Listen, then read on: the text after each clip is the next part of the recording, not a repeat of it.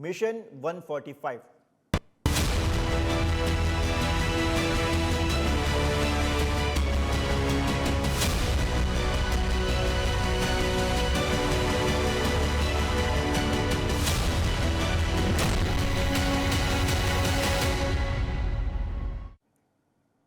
पुढारी न्यूजच्या या विशेष कार्यक्रमामध्ये आपल्या सगळ्यांचं स्वागत आहे. प्रचाराचा धुरळा उडालेला आहे. काल सगळ्या प्रचार तोफा थंडावलेल्या आहेत आणि आता अर्थातच मतदान आणि त्यानंतर निकालाची प्रतीक्षा आहे.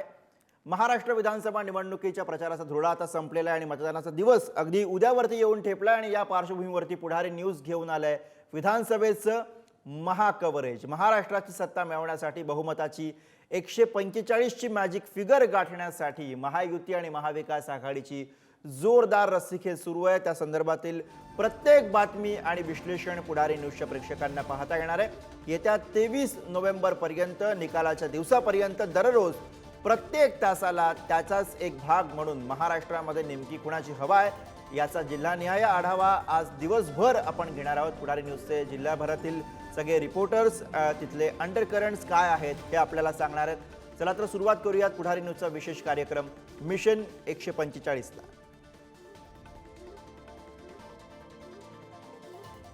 आणि याच विषयी बोलण्यासाठी नागपुरातनं प्रतिनिधी जितेंद्र शिंगाडे सध्या आपल्या सोबत आहे. जितेंद्र, उद्या अर्थातच मतदान होतं आहे. प्रचार काल सगळा थांबलेला आहे.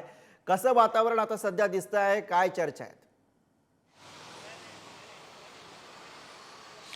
नक्कीच गुरु, आता 22 तासांहून कमी कालावधी उरलेला आहे मतदान सुरू होण्यासाठी आणि या पार्श्वभूमीवर नागपूर जिल्ह्यात जे वातावरण आहे ते मोठ्या प्रमाणात राजकारण ढवळून निघाल्याचं आपल्याला माहिती पडत आहे. कारण काल जे प्रकरण झालं अनिल देशमुखांच्या गाडीवर अज्ञातांनी केलेली दगडफेक, त्यानंतर मात्र राजकारण जोमात सुरू असल्याचं आपल्याला दिसून येतं. आरोप प्रत्यारोपांच्या फैरी एकमेकांवर सुरू आहेत. अशावेळी आता काल प्रचार थांबलेला आहे आणि या प्रचारातील जर नागपुरातील जर मुद्दे बघितले तर संविधानाचा मुद्दा असेल किंवा काँग्रेसचा जे विरोधी पक्ष आहेत त्यांचे संविधान बचावाचे मुद्दे असतील किंवा शेतकरी, सोयाबीन या सगळे मुद्दे असतील, तर सरकारचे जे मुद्दे होते ते विकासाची कामं आणि ज्या योजना वेलफेअर स्कीम्स ज्या आणल्या, ज्यामध्ये लाडकी बहीण असेल किंवा शेतकऱ्यांसाठी वीज माफी असेल, यासारखे महत्त्वाचे मुद्दे दोन्ही पक्षांकडून ठेवण्यात आलेले आहेत. मात्र मतदार राजा आता कोणाच्या पारड्यात मत देतो हे आता उद्या स्पष्ट होणार आहे. 22 तासांहून कमी कालावधी उरलेला. नागपूर जिल्ह्याचा जर विचार केला तर नागपूर जिल्ह्यामध्ये 2 लोकसभा मतदारसंघ येतात. एक नागपूर आणि एक दुसरं रामटेक. नागपूर म्हटलं की आणि हे दोन्ही मिळून 6 मतदारसंघ असे 12 एकूण मतदारसंघ आहेत आणि यामध्ये जे महत्त्वाच्या लढती किंवा लक्षवेधी लढती जर आपल्याला पाहायचं असेल तर एक सर्वात महत्त्वाची आणि लक्षवेधी निवडणूक जी लढत आहे ती दक्षिण पश्चिम नागपूर या मतदारसंघामध्ये. कारण उपमुख्यमंत्री आणि राज्याचे गृहमंत्री देवेंद्र फडणवीस हे इथून तिसऱ्यांदा उभे आहेत आणि 3दा इथून निवडून आलेले आहेत आणि 4थ्यांदा ते निवडणुकीच्या रिंगणात उभे आहेत. दुसरी जी लक्षवेधी निवडणूक आहे ती कामठी येथील आहे, कारण येथील भाजपचे प्रदेशाध्यक्ष चंद्रशेखर बावनकुळे येथून उभे आहेत. आणि तिसरी महत्त्वाची लढत जी राज्यातही लक्षवेधी ठरलेली आहे ती म्हणजे रामटेकची. रामटेकमध्ये जो लोकसभेमध्ये सांगली पॅटर्न झालेला होता त्याचाच आता विधानसभेत रामटेक पॅटर्न झाल्याचं आपल्याला दिसून येत आहे. कारण येथून विशाल बरबटे यांना उद्धव ठाकरेंची शिवसेनेने उमेदवारी दिलेली आहे. मात्र काँग्रेसचे जिल्हाध्यक्ष राजेंद्र मोडक यांनी बंडखोरी करत येथून उमेदवारी अर्ज दाखल केलेला आहे आणि येथून आता जे आपल्याला तिरंगी किंवा चौरंगी लढत आपल्याला इथे बघायला मिळत आहे. त्यामुळे नेमकं पारडं कुणाचं जड हे आताच सांगणं कठीण आहे. मात्र येत्या निवडणुकीत किंवा जे उद्या मतदान होईल आणि त्यानंतर जे मतमोजणी होईल त्यात स्पष्ट होणार आहे. गुरु, अगदी म्हणजे एकूणच नागपूरमधल्या निवडणुकांमध्ये सुद्धा आपल्याला चुरस बघायला मिळते. धन्यवाद या सगळ्या विश्लेषणासाठी, माहितीसाठी. आणि आता थेट जाऊयात साताऱ्यामध्ये. प्रतिनिधी साई सावंत आपल्या सोबत आहेत. साई, प्रचाराचा सगळा धुळा उडालेला आहे. प्रचार काल शांत झालेला आहे. उद्या सातारकर मतदानासाठी बाहेर पडणार आहेत. मला सांगा, कोणते प्रमुख मुद्दे या सगळ्या प्रचाराच्या दरम्यान साताऱ्यामध्ये होते आणि कोणत्या मुद्द्यांवरती मुळात सातारकर हे उद्या मतदान करणार आहेत? नक्कीच गुरुप्रसाद, आता काही तास उरलेले आहेत मतदानाला. सातारा जिल्ह्यामध्ये एकूण 8 विधानसभा मतदारसंघ आहेत. त्यामध्ये प्रामुख्याने पाहायला गेलं तर सातारा जावली असेल, मान खटाव असेल, कराड दक्षिण, कराड उत्तर, पाटण, कोरेगाव, वाई खंडाळा, महाबळेश्वर या विधानसभा मतदारसंघामध्ये काही ठिकाणी अटीतटीची लढत पाहायला मिळणार आहे. प्रामुख्याने पाहायला गेला तर निष्ठावंत विरुद्ध गद्दारी, त्याचबरोबर संपूर्ण या राजकीय पार्श्वभूमीवर बघायला गेलं तर कोरेगावची जी निवडणूक आहे, विधानसभा निवडणूक, ही महत्वाची अटीतटीची मानली जात आहे. त्यामध्ये शिंदे गटाचे जे आमदार आहेत महेश शिंदे यांच्या विरुद्ध शशिकांत शिंदे जे विधान परिषदेचे आमदार आहेत, तेच गेल्या वेळेला लोकसभेला देखील थोड्या मतांनी त्यांचा पराभव झालेला होता. या दोघांमध्ये काटेकी टक्कर पाहायला मिळत आहे. याच ठिकाणी मुख्यमंत्री एकनाथ शिंदे यांनी देखील सभा घेतलेली होती. त्याचबरोबर शरद पवारांनी देखील एक भावनिक आवाहन करून याच मतदारसंघामध्ये सभा घेतलेली होती. दुसरी लढत पाहायला गेलं तर कराड दक्षिणची जी आहे, त्यामध्ये माजी मुख्यमंत्री पृथ्वीराज चव्हाण हे देखील या निवडणुकीला उभे आहेत. त्याचबरोबर जे भाजपचे त्यांच्या विरुद्ध उभे आहेत अतुल भोसले, हे देखील त्यांच्यामध्ये लढत पाहायला मिळते. याच अतुल भोसलेंच्या प्रचारासाठी देखील नरेंद्र मोदी असतील पंतप्रधान, त्याचबरोबर अमित शहा असतील, देवेंद्र फडणवीस असतील, यांच्या देखील सभा पार पडलेल्या होत्या. तर दुसरीकडे बघायला गेलं तर सातारामध्ये देखील सातारा जावली विधानसभा मतदारसंघामध्ये शिवेंद्रराजेंच्या विरोधात उद्धव बाळासाहेब ठाकरे गटाचे जे अमित कदम आहेत, हे देखील आता उभे आहेत. उदयनराजे हे देखील आता शिवेंद्रराजेंबरोबर एकत्र प्रचारात दिसत आहेत. दोन्ही राजे एकत्र आल्यामुळे देखील आता शिवेंद्रराजेंचं पारडं जड मानलं जात आहे. मात्र तरी सुद्धा भाजपच्या संपूर्ण गोट्यामध्ये देखील अजूनही नक्की कोणाला मतदान होते ते देखील पाहणं महत्वाचं आहे. तर दुसरीकडे वाई खंडाळा महाबळेश्वर मध्ये देखील अजित पवार गटाचे जे आमदार आहेत मकरंद पाटील हे देखील उभे आहेत. त्यांच्या विरुद्ध शरद पवारांनी देखील एक महिला उमेदवार अरुणादेवी पिसाळ म्हणून यांना उभं केलेलं आहे. त्या गेल्या 10 वर्षापूर्वी देखील जिल्हा परिषदच्या अध्यक्ष होत्या. मात्र यंदा दोन्ही पवारांमध्ये ही लढत पाहायला मिळत आहे. एकंदरीतच पाहायला गेलं तर संपूर्ण या राजकीय पार्श्वभूमीवर उद्या नक्की कोणाला कौल मिळतो हे देखील पाहणं आता महत्वाचं आहे. अगदी. त्यामुळे साई, हे बरेच मुद्दे आहेत. त्यामुळे कोणत्या मुद्द्यांवरती उद्या सातारकर मतदान करतात हे आपल्याला बघायचं आहे. आणि आता थेट जाऊया जालन्यामध्ये. जालन्यामधनं आपले प्रतिनिधी गौरव साळी सध्या आपल्या सोबत आहेत. गौरव, लोकसभेला सुद्धा जालन्याकडे एक प्रामुख्यानं लक्ष लागलेलं होतं आणि त्या विधानसभेला सुद्धा तीच परिस्थिती आहे. आरक्षणाचा मुद्दा सुद्धा त्या ठिकाणी गरम आहे. लोकसभेला तो निर्णायक ठरलेला होता. आता विधानसभेला काय स्थिती दिसते? या मुद्द्याच्या व्यतिरिक्त सुद्धा आणखी कोणकोणते मुद्दे आहेत, कोणकोणत्या लढती आहेत ज्यांच्यावरती आपल्याला लक्ष ठेवावं लागेल? गौरव.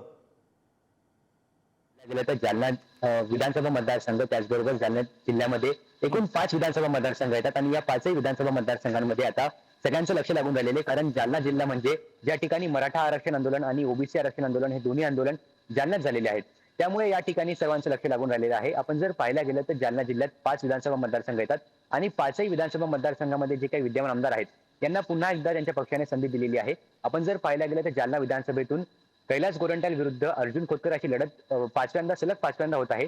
त्यामुळे जालन्याच्या राजकारणामध्ये त्यामुळे एकच ही निवडणूक आता कोण जिंकतं याकडे लक्ष राहिलेले आहे. कारण यापूर्वी अर्जुन खोतकर हे 4 वेळेस आमदार राहिलेले आहेत, तर कैलास गोरंट्याल 3 वेळेस आमदार राहिलेले आहे.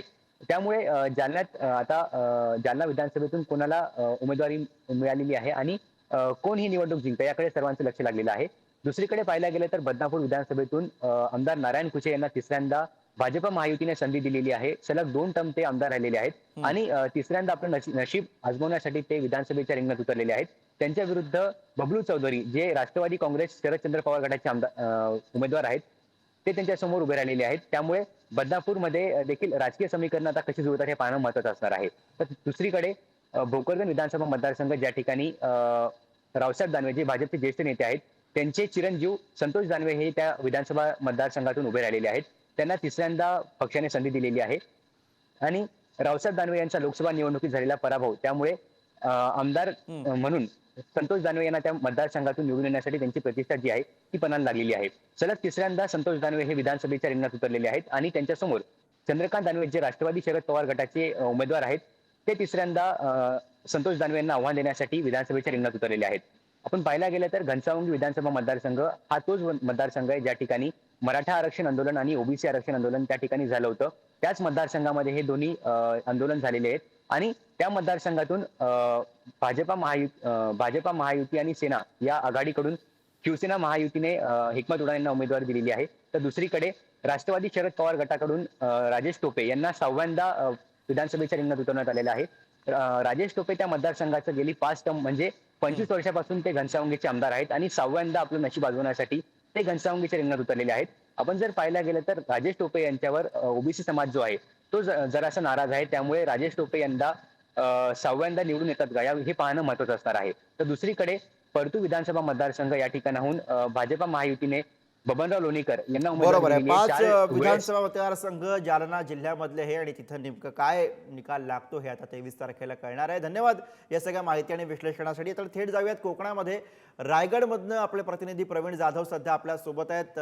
प्रवीण यांच्याकडे जाऊयात. प्रवीण, रायगडमधली काय स्थिती, काय हवा? सगळा प्रचार थांबलेला आहे आणि आता अर्थातच जेव्हा उद्या लोक मतदानासाठी घराबाहेर पडतील तेव्हा कोणते मुद्दे प्रामुख्यानं त्यांच्या डोक्यामध्ये असतील? मध्ये जे 7 लोकसभेचे मतदारसंघ आहेत, या 7 विधानसभेचे मतदारसंघ हां. आहेत. या 7ही विधानसभेच्या मतदारसंघामध्ये ही जी लढत आहे ही अतिशय चुरशीची होताना दिसते. म्हणजे जर महाविकास आघाडी आणि महायुतीचा जर विचार केला तर या 7 पैकी 2 मतदारसंघ जे आहेत तेथे ह्या सरळ लढती होत आहेत, परंतु उर्वरित 5 मतदारसंघामध्ये बंडखोरीमुळे अगदी चुरस निर्माण झालेली आहे. म्हणजे महाडचे भरत शेठ गोगावले जे शिंदेच्या शिवसेनेचे उमेदवार आहेत, त्यांच्या समोर शिवसेनेने स्नेहल जगताप यांना उभं केले. इथे ही थेट 2 शिवसेनांमध्ये लढाई होतीये. तर राष्ट्रवादीचे म्हणजे अजितदादांच्या राष्ट्रवादीचे प्रदेशाध्यक्ष सुनील तटकरे यांच्या कन्या श्रीवर्धन मधून पुन्हा एकदा उभ्या आहेत.